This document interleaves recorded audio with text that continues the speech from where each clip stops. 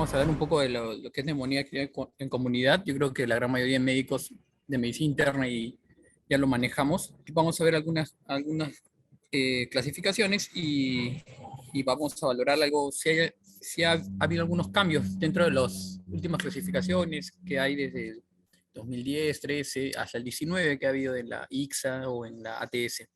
Entonces empezamos con, bueno, la neumonía, ustedes ya saben, es un proceso infeccioso inflamatorio que afecta al parénquima pulmonar y, bueno, es transgredido por algunos microorganismos. En este sentido, lo que tenemos que hablar es la parte comunitaria, y normalmente lo vemos en adultos que no son inmunosuprimidos, ¿no? En esta oportunidad. Las clasificaciones son varias en las neumonías. En este caso vamos a hablar de la neumonía adquirida en la comunidad, pero hay otras que también se pueden entremezclar, como son las aspirativas, nosocomiales, asociadas a ventiladores, asociados a cuidados especiales. Y esto hay que tener en cuenta por el tiempo, ¿no? Sabemos que la neumonía adquirida en la comunidad es fuera del ambiente intrahospitalario, y también hay que diferenciarlo con las neumonías aspirativas, que siempre tienen algún proceso previo, y eso es importante para el manejo, más que todo, del tratamiento y el manejo antibiótico. También siempre referente con la parte de la anamnesis, preguntar el tiempo de la aparición de la imagen que se puede examinar o clínicamente se puede encontrar en las neumonías, si es intrahospitalario o no, porque eso es muy importante para el manejo posterior y la mejoría del paciente. Bueno, fisiopatológicamente ya sabemos que la vía aérea es una área estéril en la cual tiene que haber una alteración en el mecanismo del filtrado y eliminación de las noxas que se pueden encontrar en el tracto bronquial. Esto, si hay una transgresión, es donde se va a producir el desarrollo de una neumonía futuro, ¿no? Estas transgresiones se pueden dar por múltiples aspectos externos. Pueden ser influenciados por la parte de infecciones virales, factores con comorbilidades como diabetes, hipertensión, procesos neoplásticos que uno tiene, o como algunas dependencias de algunos factores de los pacientes, como tabaquismo, alcoholismo. Todo eso influye para poder producir un trastorno en el mecanismo de defensa del paciente, y la inmunidad. Depende también del estado, cómo se encuentra inmunológico el paciente, la parte del paciente que se encuentre fisiológicamente, inmunológicamente estable. Esa transgresión y el intercambio entre los mecanismos, va a existir la transgresión a nivel pulmonar y se va a generar la neumonía. La neumonía, al final, es el proceso que vamos a evidenciarlo clínicamente y también imagenológicamente, que eso es lo que tenemos que valorar. Ahora, los factores que van a predisponer a una neumonía aquí en la comunidad, siempre tienen que haber factores externos, porque no un paciente le da espontáneamente, no todos los pacientes les va a dar una neumonía. Estos factores se pueden deber por, como les comenté, los que se encuentran acá mencionados, como la diabetes, hipertensión, procesos neoplásticos, pacientes que están con tratamientos crónicos con corticoides, pacientes reumatológicos, con respecto a la edad avanzada mayor de 65 años, pacientes también con problemas crónicos como insuficiencia cardíaca, renales, o que ya reciben algún tratamiento neurológico crónico, ¿no? Ahí podemos ver las convulsiones, o pacientes con algún problema, por ejemplo, de esclerosis sistémica, pacientes con Parkinson, demenciales, en los cuales tienen mucho más problemas de que tengan neumonías aspirativas a repetición. Y eso también hay que tenerlo en cuenta. Ahora, con respecto a pacientes también que han tenido alguna intervención quirúrgica o un proceso de emergencia reciente también, eso influye en los trastornos de hipoventilación alveolar, y esos trastornos también generan que se produzcan mayor transgresión en ese mecanismo de defensa que tenemos en el árbol traqueobronquial y se generen neumonías. También en pacientes que están ya con tratamientos crónicos de procesos más que todo reumatológicos, tratamientos con corticoides de manera crónica, ya de por sí esos pacientes tienden a tener mucho más riesgo de tener procesos de neumonía, y es una de las causas frecuentes que se puede ver en la parte, ya sea ambulatoria, u hospitalizada o emergencia, ¿no? Ahora, si entramos en la parte de específicamente las causas más frecuentes, hay varios estudios que se pueden ver en la ATS, las clasificaciones que vemos, que es la que nosotros nos regimos, o la BTS, que son las clasificaciones internacionales de la parte europea, y en la parte también latinoamericana, en estudios ya sea que se ha visto acá en Latinoamérica, ya sea en Chile, Perú o en otra parte del continente, se está viendo que el germen más frecuente, la gran mayoría, en promedio, es el Streptococcus pneumoniae. Y esto equivale casi entre más del 50% de los casos. Por lo tanto, al saber la etiología, es el manejo, ya tú más o menos vas a tener el conocimiento para poder manejar la parte del tratamiento. De ahí ingresan varios tipos de gérmenes que el porcentaje es mucho menor del 15% y que es muy variable, porque ahí entran las atípicas. Las atípicas que uno ya lo conoce, como es el micoplasma, la clamidia, la legionela. Todos esos que abarca, o la moraxela, todas esas atípicas tienen un porcentaje variable dependiendo al lugar donde se encuentren, pero en promedio son menos del 15%. Por lo tanto, eso varía según los estudios que se pueden encontrar. Y también ingresan las enfermedades virales. Ahora con lo de la pandemia, con el COVID, también incrementaron más las enfermedades virales, independiente de la infección por COVID. Entonces, también se comportaban muy similar a las enfermedades atípicas. Y esto hacía variar un poco en iniciar las medicaciones. Uno siempre tiene dudas para el tratamiento en un inicio.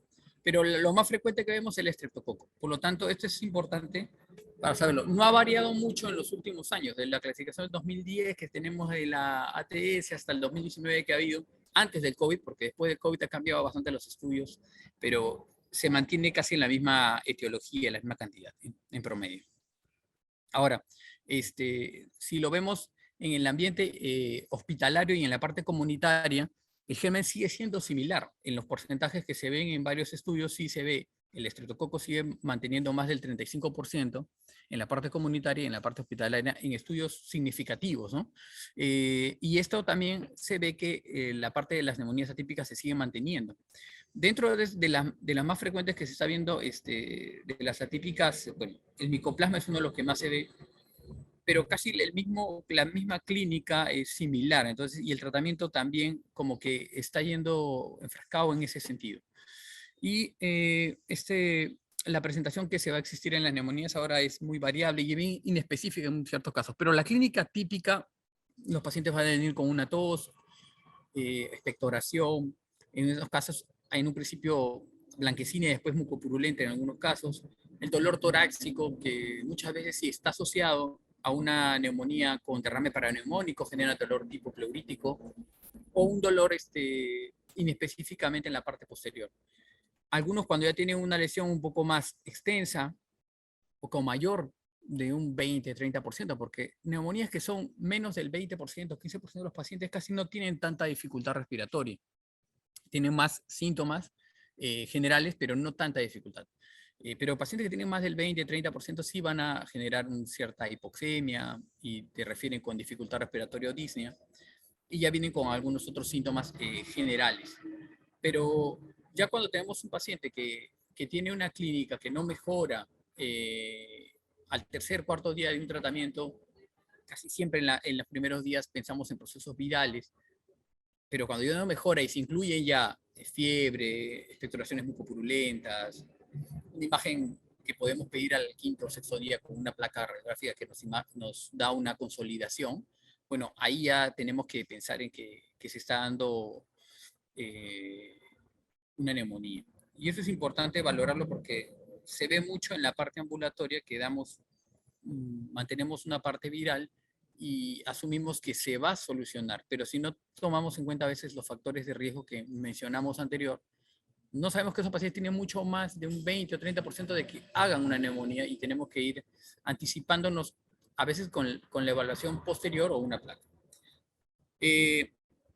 Ya examinándolo cuando encontramos, las neumonías pueden, dependiendo en qué momento lo encuentres, puedes variar mucho la clínica. Y en muchos pacientes, encontrar consolidación ya es cuando un paciente ha pasado varios días. Muchas veces encontramos ya crépitos, disminuido en las bases, pero no en todos los pacientes pasa lo mismo, porque en un inicio podemos encontrar pacientes que solamente tienen disminución leve en las bases y en algunos que son más neumonías intersticiales, solamente disminuido y a veces no lo encontramos más o sibilantes. Entonces, a veces no pensamos que podría desarrollarse, porque de acuerdo a a las etiologías varían. Los estreptococos dan más lesiones consolidativas, condensaciones, y las neumonías atípicas y las virales normalmente dan no tanta consolidación en un inicio. Al principio son solo intersticiales y eso mayormente vemos disminuido nomás a veces al examen clínico.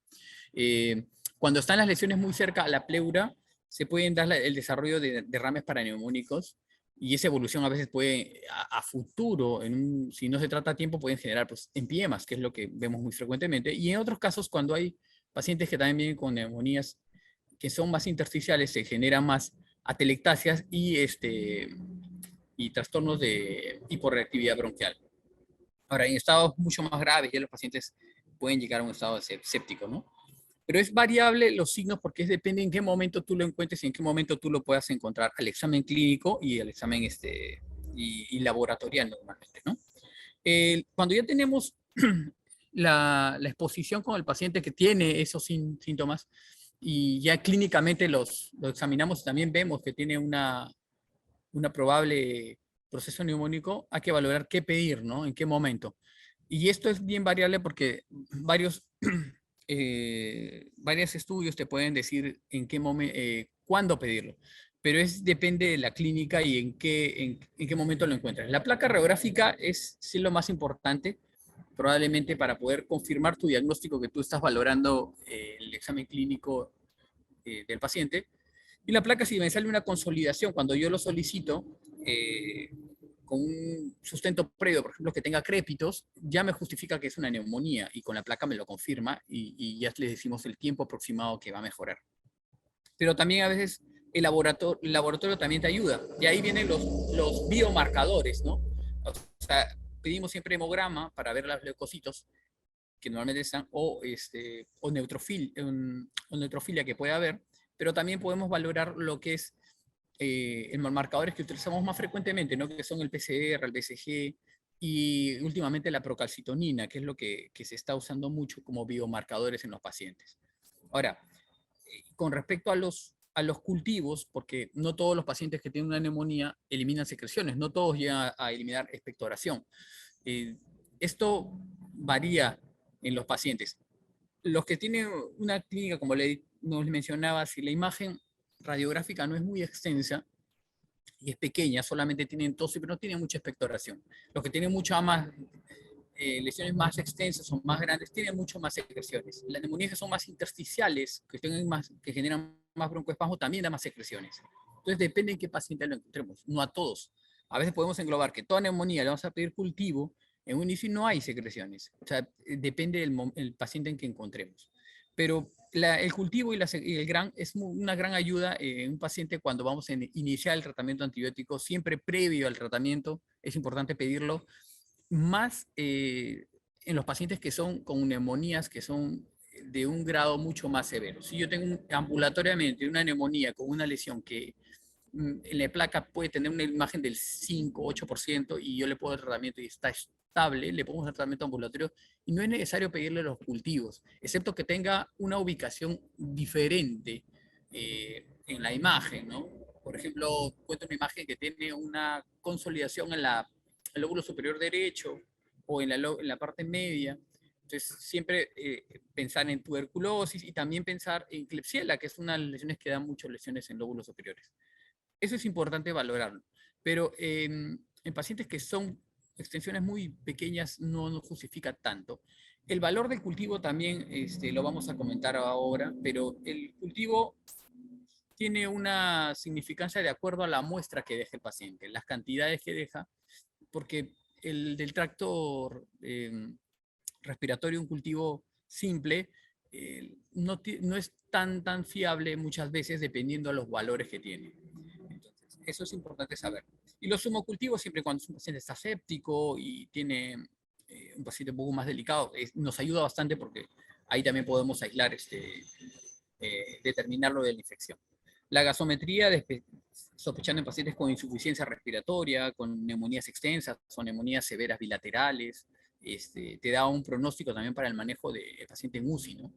Y eso sí es importante tenerlo, no en pacientes con una neumonía comunitaria leve, ¿no? O sea, por eso hay clasificaciones. Y los electrolitos, bueno, dependiendo qué nos puede ayudar, por ejemplo, las hiponatremias se dan bastante en pacientes con legionela y ahí sí te puede dar un indicio de como viendo un paciente con placas que no tienen muchas lesiones o que tienen una tomografía con lesiones intersticiales y electrolito con hiponatremia, tenemos que pensar en atípicos, ¿no? Entonces, te puede dar una orientación en ese sentido. Ahora, lo que le mencionaba a los cultivos, sí es importante saber, hay criterios de Murray y Washington para saber si es significativa o no la muestra. Entonces, se tiene que saber que si vemos en una muestra que sea significativa, bueno, tiene bastante valor. Y en estos pacientes hay que ver que tengamos, por ejemplo, polimorfos nucleares, que es lo que tenemos que ver, más de 5 polimorfos nucleares por campo, y esto me indica cómo está, si es significativa o no la muestra.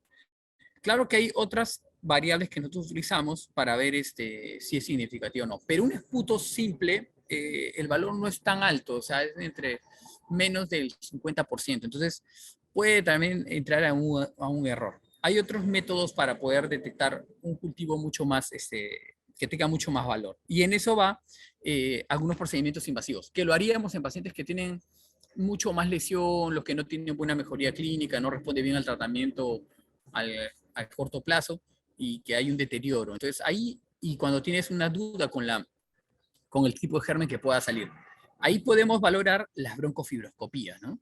La broncofibroscopía no es exclusivo para neumonía, en realidad, solo en pacientes en los cuales podríamos valorar que no hay una buena respuesta o estamos pensando en otros patógenos que estén asociados, ¿no? Como pueden ser micosis, que estén asociados con una neumonía bacteriana. Entonces, allí sí tenemos una sensibilidad muy alta. Si hacemos, lo más específico son lavados broncoalveolares, que es entrar con el broncoscopio, hacer un lavado con secreciones más o menos 100 a 120 mililitros, se aspira, se saca secreciones y ese valor es muy, muy alto para la sensibilidad porque es directo y bastante especificidad. Si lo vemos en el cuadro, tiene más del 82% de especificidad y sensibilidad alta. Entonces, me tiene un valor mucho más real y si lo asociamos a uno que es broncoscopía con cepillo protegido, es mucho mejor. La especificidad sube mucho más, porque si entro con un cepillo protegido hasta el final de broncoscopio y hago la muestra exactamente del valor, es el que tiene mucho más, más valor en ese sentido. ¿Ya? Incluso ahí hacemos otros VAL, que es el lavado broncoalveolar, y tiene, incluso vemos la celularidad, la cantidad que puede existir. En algunos pacientes, como muchas veces también las TBCs, la imagen a veces puede no haber mejoría, siempre que el diagnóstico diferencial con las neumonías, dependiendo de la localización, las tuberculosis, y depende de dónde venga, también hay Mycobacterium atípico. Entonces ahí siempre el VAL nos ayuda bastante para eso. Tiene bastante sensibilidad. Entonces ese es el procedimiento que hacemos la broncofibroscopía. Nos puede ayudar en ciertos pacientes, no en todos, pero podemos valorarlo según la evolución. Que eso sí se está haciendo en muchos hospitales y lo tenemos a la mano. Los neumólogos es algo que hacemos de forma muy frecuente. Ahora, hay varios criterios, como les mencionaba, que tenemos que valorar al paciente si son criterios mayores o menores clínicamente, ¿no? Porque al inicio siempre es la clínica lo que nos valora el inicio de una medicación o tratamiento. Y bueno, hay que ver la parte de la temperatura, la tos, la expectoración, como criterios mayores que son clínicamente que se pueden ver, y menores de la disnea, los leucocitos en el hemograma, el estado mental del paciente y si hay signos de consolidación. Cuando valoramos esto es donde nosotros incluimos los criterios para neumonía en forma clínica, ¿no? Ahora, vamos a hablar un poco de cómo vemos las lesiones pulmonares, ¿no? En las lesiones de neumonías alveolares, bueno, hay un proceso de inflamación que se da de consolidación en el pulmón y que en un inicio, como les comentaba, no observamos la neumonía. En un principio solamente se forma una disminución y muchas veces se ven como pequeñas atelectasias y posteriormente a veces ya se forma la consolidación y si en caso lo vemos en placa se va a ver la radiopacidad, ¿no? Bien definida. Y en casos que vemos si pedimos una tomografía, que no es lo ideal, siempre porque la placa en realidad, si te dice una consolidación y estamos en una localización que es frecuente y sabiendo el germen, se le debería la medicación. Pero claro, lo que se puede ver es el broncograma aéreo. Y el broncograma aéreo sí nos induce mucho a esto, ¿no? Ahora, Depende mucho de la localización, lo que le decía. Por ejemplo, si encontramos una consolidación en regiones superiores, siempre pensamos en no solamente en tuberculosis, y si es algo bacteriano, en una Klebsiella, que eso es importante. La gran mayoría de lesiones de neumonía, casi la mayoría que vemos son basales.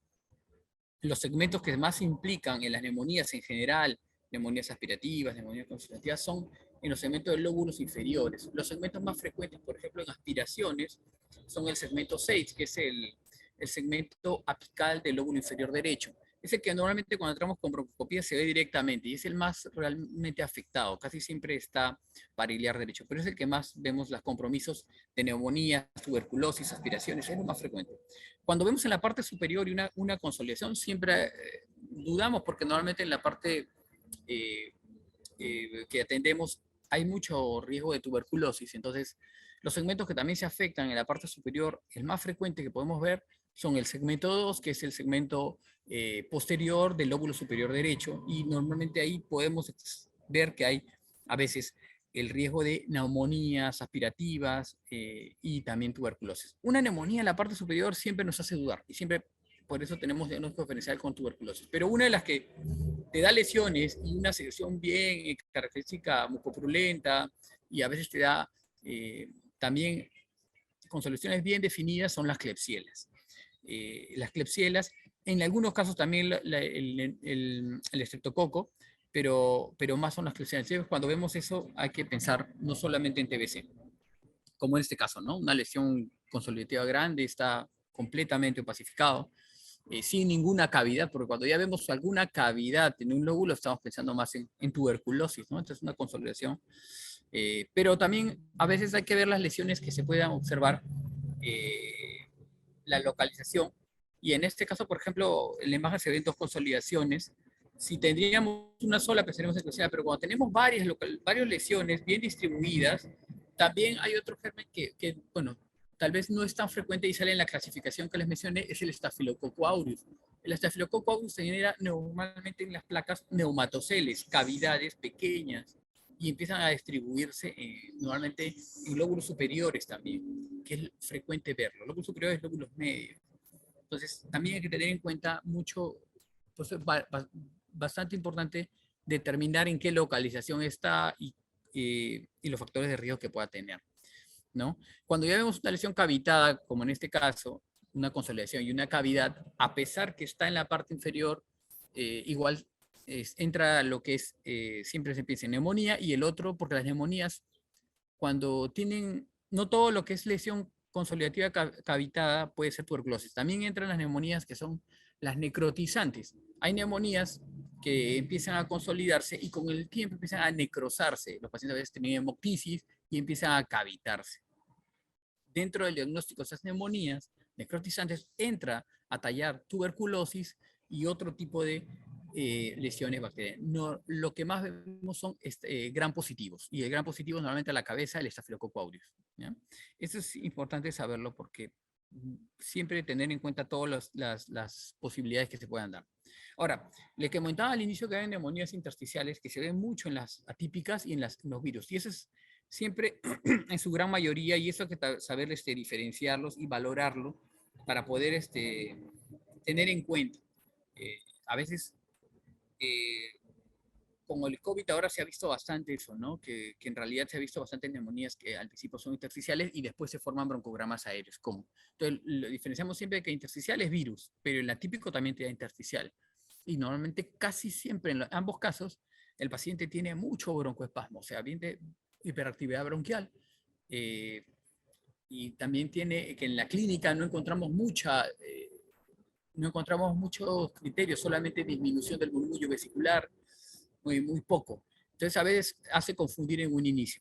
En ese sentido, la placa radiográfica te puede ayudar.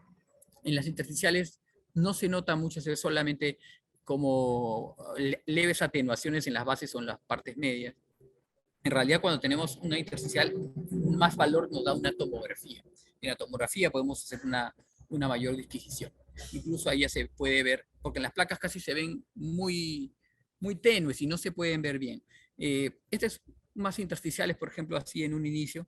Y esta, si uno ve una placa en ese sentido, por ejemplo, una neumonía intersticial, entran a tallar, como ejemplo en esta placa, varias causas, ¿no?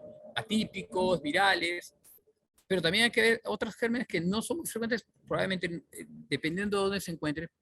Yo que trabajo en un hospital referenciado en Callao, es muy frecuente, por ejemplo, neumocistosis, que es bastante pacientes con VIH y se ven mucho estos casos en emergencia. Entonces se puede también ver otras patologías que no sean bacterianas, que estén dentro de este tipo de patrón y también nos hace confundir, ¿no? Y también a veces pacientes que vienen ya con una fibrosis definida y con una exacerbación de fibrosis que también entra en los diagnósticos diferenciales y me pueden confundir también con una neumonía intersticial. Y a veces solo una exacerbación de la fibrosis. ¿Ya? Entonces, en las intersticiales casi siempre virales y atípicos. Ahora, hay neumonías también que pueden aparentar que sean bacterianas, esto es una consolidación, pero cuando ves muy definidas o no son muy, o como en este caso, una neumonía bien redondeada, a veces hay que ver que enmascaran algo. Y en las pacientes que tienen neumonías redondas, siempre hay que buscar no solamente neumonías, sino también a veces neoplasias que lo enmascaran ahí. ¿Ya? Ahora, cuando vemos la imagen, ¿cuánto tiempo más o menos va a mejorar las imágenes radiográficas? El tiempo aproximado de una imagen, porque los pacientes cuando tienen la neumonía, para que vean en la mejoría, se ve más o menos entre 6 a 8 semanas. Acá hay un gráfico donde ven cuánto tiempo tú vas viendo la mejoría, pero la cuarta semana ya ves la mejoría de la placa. Y la mejoría normalmente ya se ve a la sexta semana. Esto es importante para ver más o menos si va a quedar alguna lesión secuelar o cicatricial a nivel pulmonar. Esto también es bueno saberlo porque he visto que le piden placas muy seguidas a los pacientes y no justifica si no tiene mucho valor en lo que observamos, ¿no? Pero desde hace mucho tiempo se ve que normalmente la mejoría va a ser posterior. Ahora, ahora con respecto a la parte del tratamiento, el tratamiento siempre es empírico, siempre de acuerdo a lo más frecuente, a la localización, a lo que nosotros pensamos, según lo que se ha visto, qué es lo más frecuente que daríamos, ¿no? Entonces, siempre va a ser, esa es la parte primordial. Ahora, hay neumonías como también que tenemos de lenta resolución y son las neumonías que nos pueden también enmascarar. Siempre cuando vemos neumonías que por eso es importante saber el tiempo aproximado de las mejorías, que son 4 a 6 semanas, pero cuando vemos que demoran 4 a 6 semanas y la imagen se mantiene, siempre nos causa duda. Y las lentas resolución enmascaran siempre patologías. Y es siempre debe pensar en neoplasias, que es lo que normalmente se puede identificar. Ahora, para clasificar las neumonías hay dos clasificaciones que es muy frecuente en las dos vías que se puedan ver en en la ATS. Es el FINE, que es ya muy conocido. Te da muchas clasificaciones de la parte del paciente ya con respecto a la edad, a comorbilidades que hablamos en un inicio, neoplasias, problemas cardíacos, hepáticos, el examen clínico físico, cómo se encuentra el paciente en el momento, y los exámenes laboratoriales que me ayudan para ayudar como la radiografía, el AGA, electrolitos como mencionamos en un inicio, todo eso tiene un valor. ¿Y cuál es lo importante saber de esto? La gravedad de este paciente, ¿tiene bajo riesgo o alto riesgo de complicarse? Como le digo, vemos al paciente, le evaluamos, sacamos que es una neumonía adquirida en la comunidad, y me da el pronóstico del paciente y me va a decir si este paciente se puede manejar de forma ambulatoria o se va a manejar más en la parte intrahospitalaria. Y eso es lo que se ve. Si un FINE que tiene un valor más de 70, en casi la mayoría de estudios se ve que tiene más de 70, tiene más riesgo de complicaciones. Y entonces eso sí nos da un pronóstico en los pacientes y es importante saberlo. Claro que también esto nos dice una cantidad del score y también nos demuestra la cantidad de la mortalidad que puede tener el paciente. Mientras más un valor más alto de esta clasificación del FINE, o nosotros que le llamamos PCI, si tiene más alto, tiene mucho más mortalidad. Si tiene más de, como en esta clasificación acá, si tiene más del 90, 130, la mortalidad aumenta, ¿no? Entonces, esto es un valor no solamente para graficar la gravedad del paciente, sino la mortalidad, que esto es importante. Y a lo que más usamos de forma un poco más rápida, a través del curso 65, ¿no? Ya sabemos que tenemos que valorar la parte de la edad, la urea. Estos valores son más rápidos porque son pocos criterios, pero también me indican un valor muy bueno para el valor de si tiene alto o bajo riesgo. ¿Y el riesgo de cuál? De hospitalización o que vaya el paciente a UCI. Por lo menos con dos criterios, que es más sencillo en el otro y es más práctico muchas veces en la emergencia, en la atención primaria, es rápido valorarlo para poder decir este paciente va a hospitalizarse o va a ir a UCI. Con tres criterios ya tenemos un grado de severidad y mortalidad mucho más alto. Entonces, Probablemente este de acá, al ser más fácil para manejarlo, es más real que se haga más seguido. El otro, al tener muchos criterios, como es el FINE, probablemente la mayoría no lo vemos tanto. Si lo valoramos en la parte de UCI, el paciente con neumonía severa pasa a UCI, ellos sí hacen la realización de FINE, incluso hacen el Apache y con eso valoran mucho más la severidad de la neumonía. Yo creo que con el curso 65 te ayuda bastante para poder hacerlo algo rápido y sencillo y valorar el riesgo de complicaciones. Ahora, el curso 5, como le digo, el paciente es muy fácil manejarlo porque tú te piden el estado mental del paciente, la frecuencia respiratoria, la presión arterial, la edad y el BUN, ¿no? Que es la que tienes que pedir su examen de laboratorio, que sería el más rápido conseguir. Entonces, me parece que es el que más valor probablemente lo tengamos en la parte privada o en la parte hospitalaria y en la parte del Estado, que es mucho más sencillo manejarlo. Y como le digo, con dos valores, el score ya te da un manejo que tiene que hospitalizarse. O sea, teniendo dos criterios, un paciente con mayor de 65 y que tenga estado de trastorno de conciencia y ves que la imagen tiene una neumonía, pues el manejo es hospitalario de todas maneras. Es importante saber eso, ¿ya? Es importante valorarlo para poder especificar bien a dónde va el paciente con una gravedad.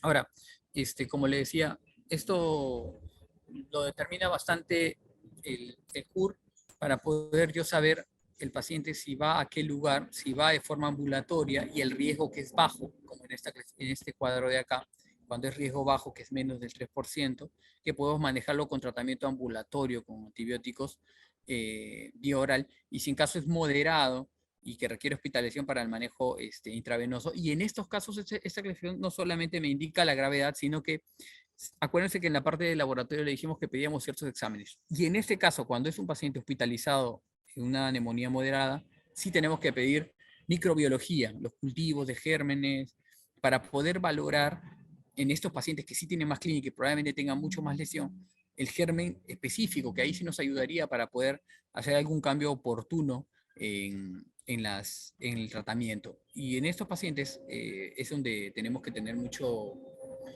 criterio para poder pedir. La microbiología no podemos pedir a un paciente que tiene un riesgo muy bajo, no es muy rentable. Y aparte que comentamos que la microbiología, la sensibilidad es baja cuando es un esputo, pero aumenta mientras más secreciones o más lesión tiene, sí, las lesiones probablemente sean mucho mayores. Entonces, acá sí es importante saber eso porque nos va a ayudar. Ahora, en la Apache también lo utilizan. Hay unos estudios que también utilizan no solamente el FINE, el CUR, sino que el Apache.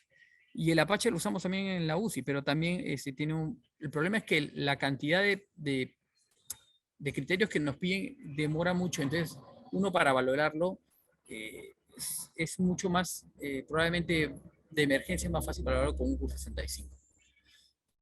En el caso de neumonías severas, pues hay varios criterios, ¿no? En realidad, ya viendo la frecuencia respiratoria elevada, si el paciente no solamente viene por dificultad respiratoria, hace hipoxemia o hace insuficiencia respiratoria en el AGA, sino también hipercapnia, hay mucho más compromiso. Si las lesiones son bilaterales, no solo es consolidativo en un solo lado, bilaterales, también el grado de compromiso se hace mucho mayor. Si hace hipotensiones, si en caso de neumonías hay derrame paraneumónico y ya estamos pensando en empiemas también en esos casos, en un empiema inicial también igual. Entonces, sí es valores que nos pueden especificar. Ahora, hay en algunos guías, por ejemplo, la BTS lo divide en grupos, ¿no? Para valorar los pacientes que son más complejos o no. Entonces, esto me indica más o menos qué pacientes están en este grupo, con qué germen es el más frecuente y qué terapia podemos darle por grupos. Y acá tenemos como 5 grupos que lo dividen para poder valorar al paciente con el grado de severidad. En los grados iniciales, pues, como habríamos hablado, lo más frecuente es estreptococo y los medicamentos que más vamos a dar para el tratamiento son, según las guías, lo manejamos más con macrólidos o con doxiciclina, ¿ya? Que es lo que más se está dando. En algunas guías también amoxicilina, que son penicilinas, macrólidos y doxiciclina en un grupo 1, que se puede manejar de forma ambulatoria, ¿no?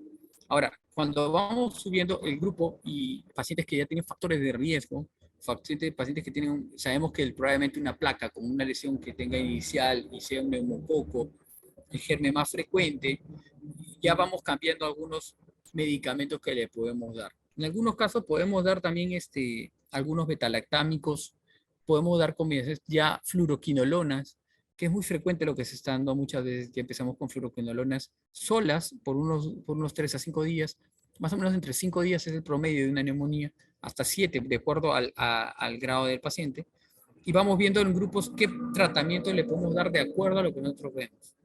Ahora, a partir del grado 3 ya es un paciente que es intrahospitalario y normalmente estos tienen que ir con tratamiento intravenoso. En el grupo 2, discúlpeme, no, acá no está mencionado, pero en estudios mencionan que también te ayuda bastante el amoxiclavulánico de, de 1 gramo, ¿ya? Está también la cefuroxima, está los macrólidos como la claritro y el levo, ¿no? En estos casos se puede dar. En el grado 3 sí vemos que tenemos que ser intravenosos y casi siempre son betalactámicos. Normalmente a veces damos ceftriaxona con claritromicina o a veces fluoroquinolonas solas intravenosas como la levo, ¿no? Que ya viene intravenosa, también le podemos dar. O sea, sí se puede dar en el grupo 3, que son pacientes que ya con criterios, según el score, se puede dar, sabemos que hay ciertos gérmenes y ya es diferente en el ámbito intrahospitalario. Entonces, este es muy diferente el manejo ya a partir del 4 o 5 y esos pacientes que van a UCI la parte antibiótica es mucho más intensa. Los diagnósticos diferenciales que mencioné al inicio, TBC, siempre valorarlo de acuerdo a la localización. Las neoplasias, por ejemplo, la lesión que le decía una neumonía redonda, que valorará neoplasias, neumonías de lenta resolución. Ahora también a veces uno ve una consolidación, a veces atelectasias bivasales y alguna consolidación distales a las partes pulmonares, pensar también en pacientes que tienen postrados crónicos, pacientes con valvulopatías, tromboembolismo pulmonar, que también está en la diferencial. Las enfermedades también reumatológicas también nos pueden dar cavidades que sangran, como mencionaba, por ejemplo, neumonías necrotizantes o lesiones cavitadas, la vasculitis. ¿Ya? El edema agudo de pulmón muchas veces se confunde mucho con las neumonías intersticiales. Una congestión pulmonar te da similar, te da tos, expectoración, te da broncoespasmo y se confunde mucho con una neumonía intersticial o atípica, ¿no? Entonces, a veces damos tratamiento y a veces no es el caso, a veces son fallas cardíacas crónicas. Y en otros casos, por ejemplo, también a veces damos tratamiento, por ejemplo, neumonitis química, o uno inhala, hay pacientes que a veces están en local cerrado, por ejemplo, ácido muriático y pueden inhalar y generar neumonitis, y a veces a la neumonitis le quieren dar tratamiento antibiótico pensando que es una neumonía, y no es así. Por eso es importante la anamnesis y también valorar que en estos casos no necesariamente sea antibiótico, porque te da también un virus esmerila o te da un patrón intersticial bilateral y uno asume que es una neumonía y esa vez son neumonitis. Todo lo que se menciona es lo que podemos ver en diagnósticos diferenciales, por eso es importante saber eso. ¿Ya? Ahora, las recomendaciones con respecto a en prevenciones, y que es muy frecuente, neumonía, las recomendaciones siempre se ha mencionado que tenemos que hacer las vacunaciones. Si estamos hablando de neumococo, del estreptococo, que es el más frecuente, las vacunas antineumocócicas que se están dando, mayormente a mayores de 65 años, en pacientes cardíacos, respiratorios crónicos, bueno, se tienen que dar. Ahora se está dando mucho más seguido, ¿no? En realidad, después del COVID, la mayoría está con vacunas de influenza, neumococo, y eso ayuda bastante a que evite que tengamos mucho más eh, el efecto de las neumonías de formas recurrentes o que tengan pacientes mucho más riesgo de factores de riesgo. Eso sí ha ayudado bastante en los últimos años. Ahora, uno siempre tiene las vacunas que colocamos ahorita son la Neumo 23, la Prevenar 13, que son una para neumococo, una que tiene más cantidad de cepas, que es polisacárida, que tiene más cantidad de cepas, pero en el caso de la Prevenar tiene mucho más respuesta inmunológica a corto plazo. La actividad de memoria es más rápida en la Prevenar 13 y aparte tiene las cepas más frecuentes, ¿no? Entonces, esas son las diferencias de uno u otro, pero en realidad el tiempo de cuando te lo vacunas te dura ahora el tiempo para poder vacunarse de neumococo más o menos entre 5 años, ¿no? Hasta 9 años. Algunos como son mayores de edad, que son 70, pues para toda la vida, ¿no? Como se dice, o una sola vez. Entonces, eso es lo que se está valorando. Y ahora vamos a pasar a la parte del tratamiento. En las guías de CEPAR, que es la guía española, y junto con la, la ATS es lo que vamos a valorar más o menos. El tratamiento siempre empírico, en la mayoría de casos. La guía de ATS, tratamiento empírico en la mayoría de pacientes. Y eso no ha variado mucho, mira, desde 2010 hasta 2019. estos son los cuadros que normalmente vamos a ver el grado de severidad. Y en un grado leve, normalmente el tratamiento que valoramos, como les comenté en un inicio, es amoxicilina en un grado leve, con un curso 65 bajo, o doxiciclina como una alternativa. La más facilidad es la amoxicilina. El problema es que la gran mayoría ya se automedica y mucha resistencia hay de antibióticos por la automedicación. Y eso valora que nosotros busquemos alternativas o saltemos algún medicamento un poco más potente, que no sería el caso. Cuando tenemos una severidad de una neumonía que aumenta más el riesgo, o una neumonía que tiene un CUR-2, por ejemplo, y necesita hospitalización, o el riesgo es más alto, sí a veces combinamos algunos medicamentos. Ahí también entra lo que es amoxi, doxi y claritromicina, que son macrólidos y también penicilinas. Cuando la severidad aumenta, podemos sí hacer combinaciones. En algunos casos se puede dar, sí, con factores de riesgo, con pacientes que tienen mucho más recurrencia. Podemos entrar con quinolonas. Lo más frecuente que tenemos al mercado son los levofloxacino. También se está usando bastante moxifloxacino, que es un medicamento que usamos bastante en tuberculosis, en realidad en la etapa de pacientes resistentes, pero se está usando. Pero hay que usarlo en pacientes que sea un CUR alto o que tengan una neumonía moderada. No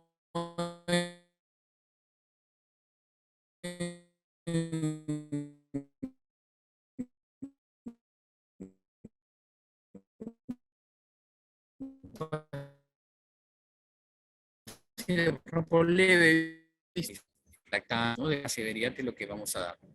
Ahora, la indicación de terapia parenteral tiene que tener el criterio de neumonía severa. O sea, tiene que tener el criterio de neumonía severa, porque no he visto mucho que ambulatoriamente dan pacientes pues, endovenosos intramusculares con neumonías que son leves, y la mayoría menciona, no, le vamos a dar porque con esto va a cortar rápido la enfermedad. Y no es así, todo tiene su criterio de acuerdo al nivel.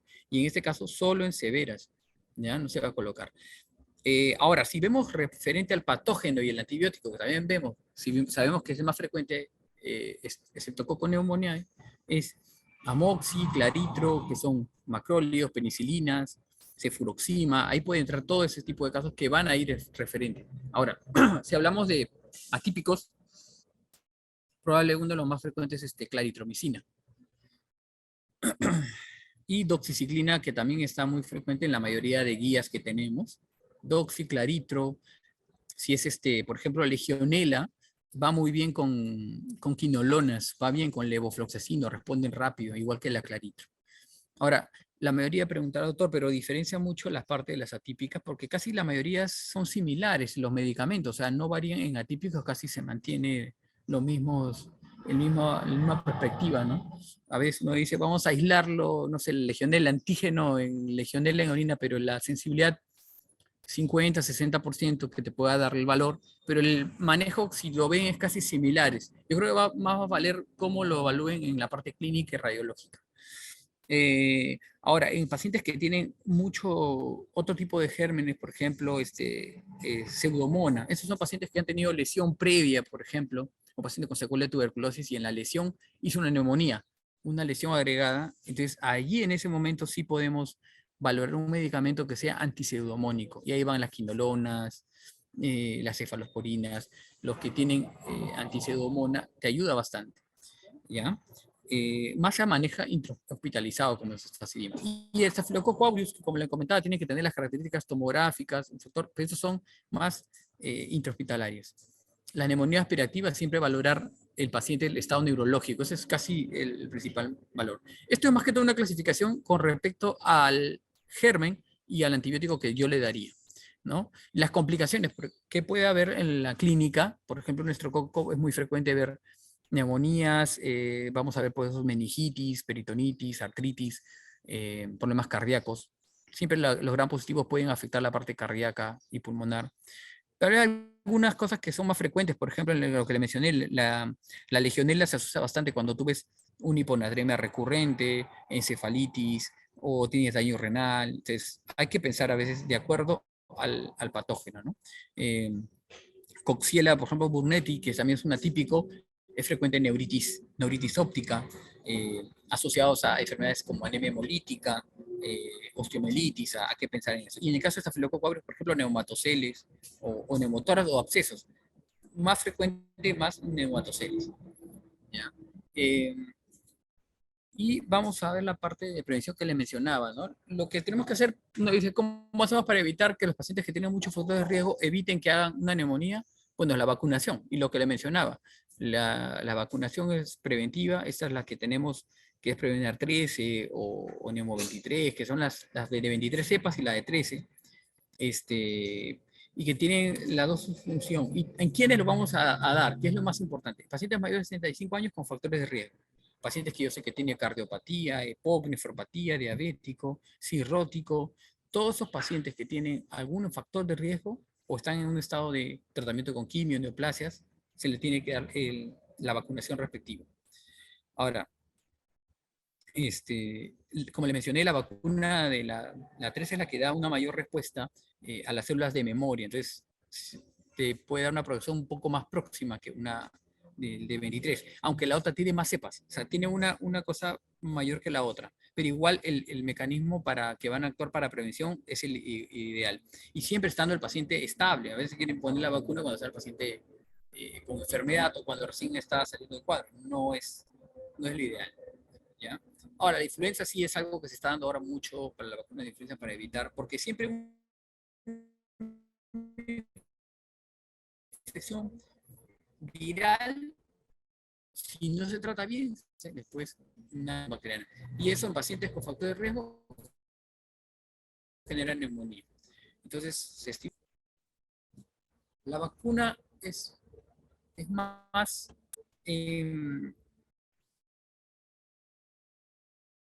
en pacientes que tienen algún factor de riesgo, les ayuda más en más del 50%. Con respecto, a veces de la influenza también, lo que se ha usado bastante es los celtamivir en casos de procesos virales, que en realidad disminuye bastante la mortalidad, o el tiempo de la enfermedad. No es que va a cortar la enfermedad, sino disminuye el tiempo de la sintomatología, la probabilidad de complicaciones. Que eso sí se ha visto estudiado en pacientes con influenza. Pero ahora bastante vacunación, así que se está disminuyendo mucho los casos. Ahora, una cosa muy importante que ahora último ha habido es eh, neumonía con corticoides. O sea, como hemos visto bastante COVID, y en el COVID se ha visto bastante que se utiliza bastante corticoide en infecciones intersticiales, y que ha habido bastante mejoría, hay bastantes estudios que son variables. Los metaanálisis que se han visto, hay bastante beneficio en el corticoide, porque disminuye la mortalidad, pero en neumonías severas, pero que son normalmente patologías, en este caso, más intersticiales. En intersticiales, probablemente ahí te ayude mucho más que una neumonía que son más consolidativas, porque hay ciertos riesgos. El tiempo con exposición con corticoides, aumentos de hiperglicemia, infecciones recurrentes, eh, infecciones sobreagregadas que se ve cuando damos a veces corticoides a largo plazo, junto con una neumonía a veces severa, puedes encontrar ya cultivos de bacterias mucho más complejas, y también puedes encontrar micosis, hongos los oportunistas empiezan a aflorar en ese tipo de pacientes. Ahora, hay una disquisición, no es que en realidad se da, pero en neumonías, particularmente las bacterianas, no se daría el caso, porque normalmente esto eh, no está muy bien todavía especificado, pero particularmente hay más complicaciones que beneficio en las neumonías, que son ya, por ejemplo, un cultivo que salga ya positivo con una bacteria que le des el corticoide.